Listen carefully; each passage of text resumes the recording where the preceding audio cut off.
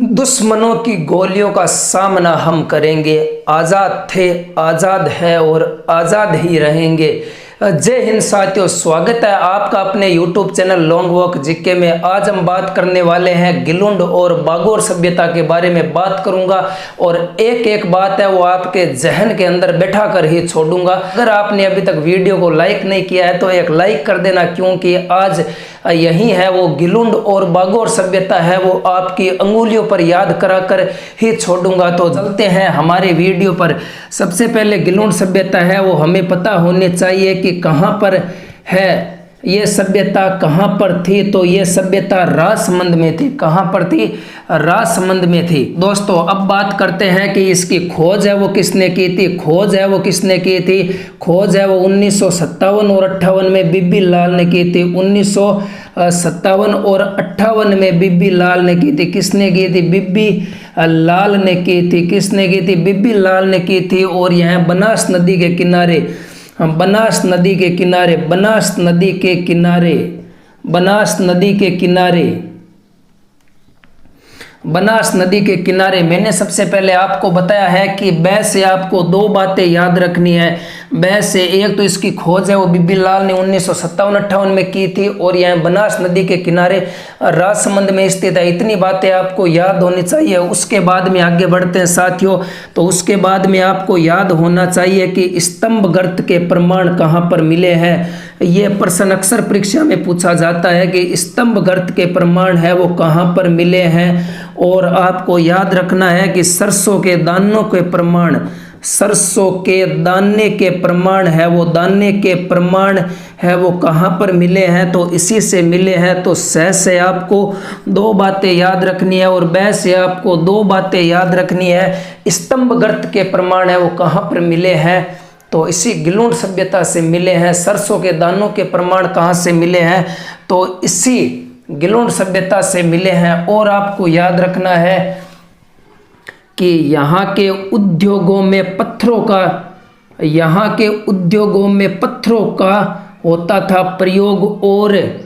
और साथियों गिलुंड सभ्यता के जो मकान बने हैं उन सभी मकानों में है वो पक्की ईंटों का प्रयोग किया गया है। पक्की ईंटों का प्रयोग किया गया। यहाँ पर प्रयोग तो उद्योगों में पत्थरों का होता था, लेकिन यहाँ पर है वो पक्की ईंटों का, यहाँ पर लोगों का घर बना हुआ है। और इसी पक्की ईंटों के घरों में हमें एक है वो काले कलर का घड़ा मिलता है, काले रंग का घड़ा मिलता है। और इसी घड़े के ऊपर है वो नाचते हुए हिरण, नाचते हुए हिरण का चित्र मिलता है। नाचते हुए हिरण का चित्र, नाचते हुए हिरण का चित्र है वो हमें गिलुंड सभ्यता में मिलता है। काले पात्रों पर मिलता है।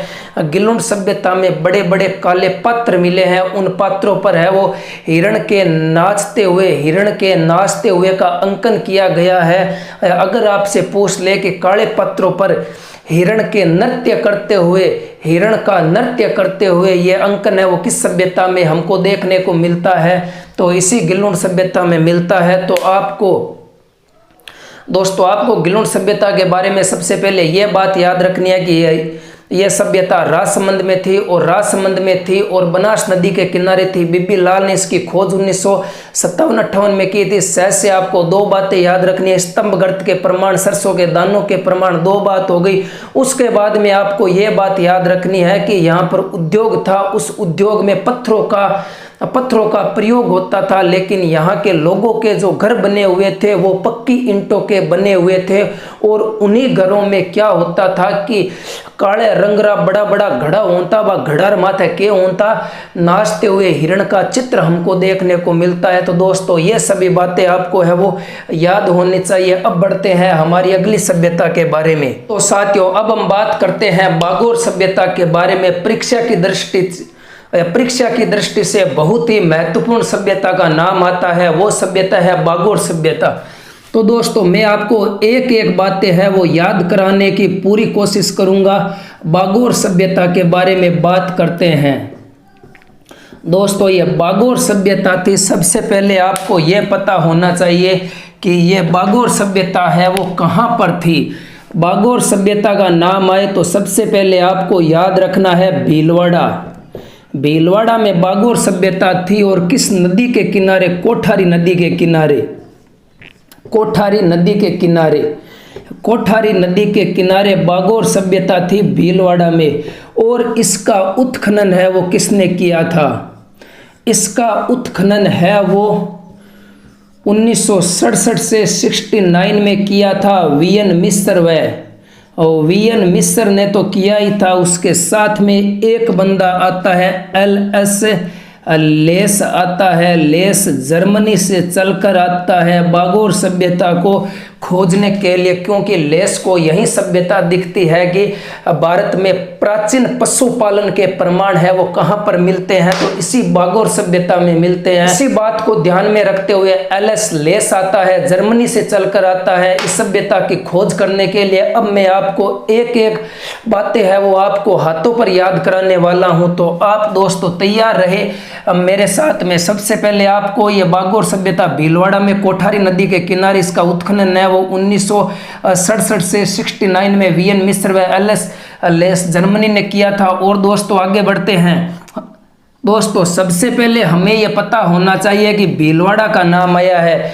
भीलवाड़ा का नाम जब भी आता है तो हम एक ही नाम आता है कि भीलवाड़ा को अब्रक नगरी कहा जाता है, टेक्सटाइल सिटी कहा जाता है, कपड़ा नगरी कहा जाता है। तो कपड़े के अवशेष कहाँ पर मिलेंगे? कपड़े के अवशेष है वो कहाँ पर मिलेंगे?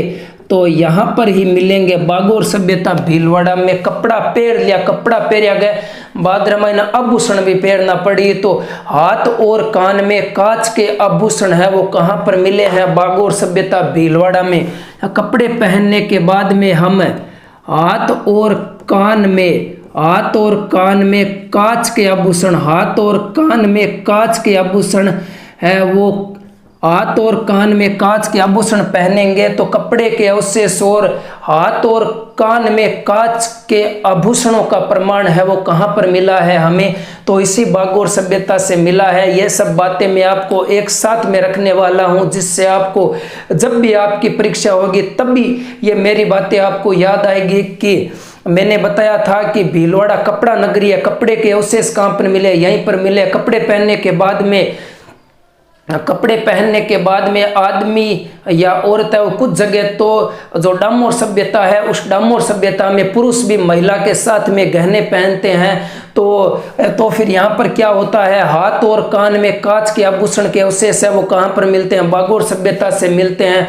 तो इन सभी के साथ में हाथ और कान में कांच के आभूषण हो गए। उसके बाद में बात करेंगे हस्त कुठार। अब हम तैयारी हो गए, एकदम अच्छे ढंग से तैयारी हो गए। तैयारी होने के बाद के मैंने हाथ के मैंने एक लकड़ी ले ली जिकन के कहता हस्त कुठार है जी को बागोर सभ्यता को प्रमुख हथियार, बागोर सभ्यता के लोगों का प्रमुख हथियार है वो कौन सा था? तो हस्त कुठार था। हाथ के मैंने ले लियो, हाथ और कान रे मैंने कांच का आभूषण पहन लिया, कपड़ा पहन लिया। उसके बाद रे मैंने घर से है वो एक कुत्ते को और बैल को लेकर चले जाते हैं खेतों की तरफ, खेत को जोतने के लिए। साथ में अब हम क्या लेंगे? बैल और कुत्ते को साथ में लेंगे। बैल और कुत्ते की मरण मूर्तियां है वो कहाँ पर मिली है? तो इसी बागोर सभ्यता में मिली है। बैल और कुत्ते को साथ में ले लिया। अब हम खेतों की तरफ निकलते हैं। खेत में जाने के बाद में यहाँ पर हमें पता चलता है कि 14 प्रकार की कृषि के प्रमाण, 14 प्रकार की कृषि का प्रमाण, 14 तरीकों अलग अलग कृषि करता, 14 प्रकार की कृषि का प्रमाण कठ मिले बागोर सभ्यता भीलवाड़ा गमाइन मिले।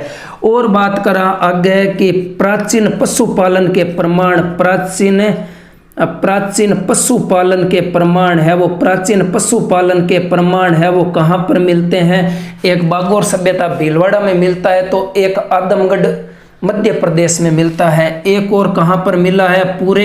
पूरे भारतवर्ष में है वो दोस्तों, पूरे भारतवर्ष में है जो प्राचीन पशुपालन के प्रमाण है वो कहाँ पर मिलते हैं? तो एक आदमगढ़ मध्य प्रदेश में मिलता है, तो एक बागोर भीलवाड़ा में मिलता है। एक कहाँ पर मिलता है? आदमगढ़ मध्य प्रदेश में मिलता है। ये सभी बातें मैं आपको बताने ये सभी बातें हैं जो मैं आपको जो बता रहा हूँ, ये है परीक्षा से बड़ी इम्पोर्टेंट बातें हैं, इससे बाहर कुछ भी नहीं जाएगा दोस्तों।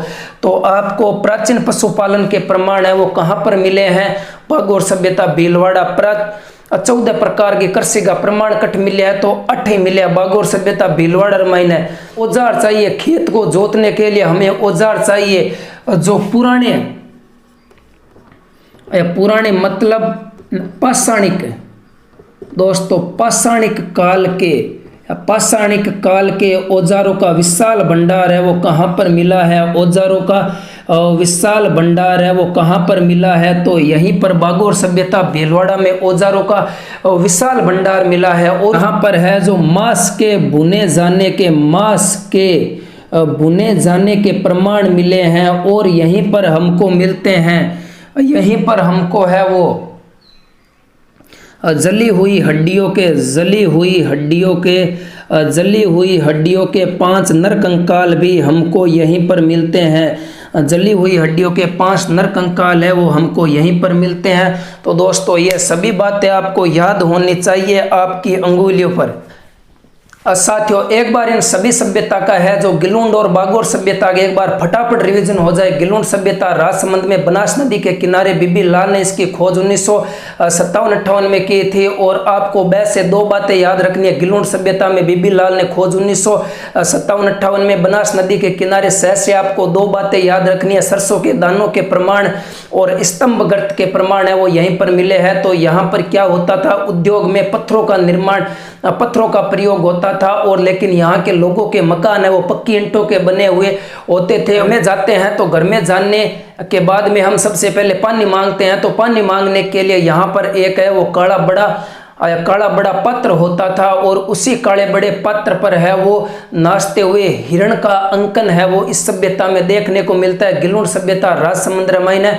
और उसके बाद में भागोर सभ्यता भीलवाड़ा की बात करते हैं तो भागोर सभ्यता भीलवाड़ा कोठारी नदी के किनारे, और इसका उत्खनन है वो 1967 और 69 में वीएन मिस्र और एलएस लेस जर्मनी ने किया था। और इसी भागोर सभ्यता में बात करते हैं भीलवाड़ा में, सबसे पहले बात करते हैं तो भीलवाड़ा कपड़ा नगरी के नाम से जाना जाता है। तो कपड़े के अवशेष है वो भागोर सभ्यता भीलवाड़ा में। कपड़े पहनने के बाद में है वो जेवर वगैरह कुछ पहनेंगे, तो कांच के आभूषण है वो हाथ और कानों में कांच के आभूषण है वो कहाँ पर मिले हैं? भागोर सभ्यता भीलवाड़ा में। उसके बाद रे मायने हाथ का मायने के लेला, हाथ का मायने लकड़ लेला, लकड़ ने के बोलता हस्त कुठार बोलता। और भागोर सभ्यता के लोगों का प्रमुख हथियार है वो हस्त कुठार होता था। और उसके बाद में बैल और कुत्ते को लेकर खेतों में चले जाते हैं। बैल और कुत्ते की मरण मूर्तियां है वो कहाँ पर मिली है? भागोर सभ्यता भीलवाड़ा में मिली है। और प्राचीन पशुपालन के प्रमाण है वो भारत में 2 जगह से मिले हैं, एक भागोर भीलवाड़ा से, एक आदमगढ़ मध्य प्रदेश से मिले हैं। और पशुपालन के अवशेष हो गए पुराने। और उसके बाद में बात करें 14 प्रकार की कृषि का प्रमाण एकमात्र है वो भागोर सभ्यता भीलवाड़ा में मिले हैं। और उसके बाद में बात करते हैं प्राचीन औजारों का विशाल भंडार है वो कहाँ पर मिला है? यहीं पर मिला है। और जली हुई हड्डियों के नर कंकाल 5 नर कंकाल है, 5 आदमिया का कंकाल है जिका 5 मिनखा का कंकाल है जिका भागोर सभ्यता भीलवाड़ा रामायण मिला। जली हुई हड्डियों के 5 नर कंकाल यहाँ पर मिलते हैं। और मांस के भुने जाने का प्रमाण है वो यहीं पर मिलता है। इन सभी बातों के साथ में तो साथियों ये थी हमारी आज की जानकारी। अगर आपको वीडियो अच्छा लगे तो वीडियो को एक लाइक कर देना। अगर आप चैनल पर नए हो तो चैनल को सब्सक्राइब जरूर कर देना। जय हिंद, जय भारत।